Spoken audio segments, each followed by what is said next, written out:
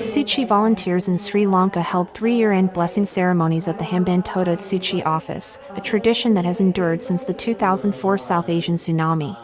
ඒගොල්ලත් එක්ක සම්බන්ධ වුණේ අදයි මම සුනාමියෙන් පසු වෙච්ච හැම සංවිධානයෙම අපි අත්හැරලා ගියා.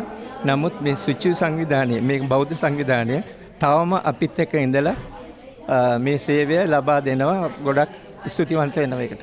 ඒ වගේම චෙන්වෙන් භික්ෂුන් වහන්සේගේ ඒ අරමුණ ඊටම යහපත් වගේම ඉදිරියටත් ඒ විදියටම කරගෙන යන එතුමියටත් ඒ වහන්සේටත් ශක්තිය ධෛර්ය වාසනාවම ලැබෙනවා. Volunteers distributed red envelopes, hoping more locals would join their mission.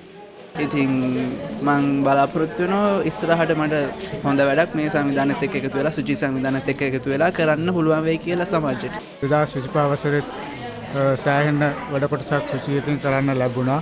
ඒවට දායකත්වය දෙන්න අවස්ථාවක් ලැබුණා. අදත් ලොකු සතුටක් ලැබුවා මේ වැඩසටහනට දායකත්වය දක්වීම තුළින්. ලොකු සතුටක් ලැබුණා සුචියක වැඩ කිරීම තුළින්. The year-end blessing ceremonies in Hambantota are not only gatherings of the Tsuchi family, but also a compassionate invitation, welcoming both longtime volunteers and first-time participants to step into 2026 with a renewed sense of mission.